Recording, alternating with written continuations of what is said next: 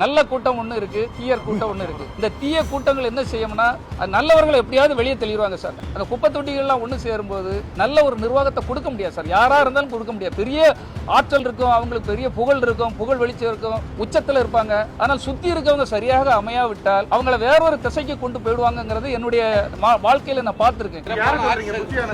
Bussy Anand, Aadhav எல்லாரையும் எடுத்துருக்கு. இப்ப என்ன இருக்கு, பயம் என்ன வேண்டி இருக்கு சார்? உண்மைதானே?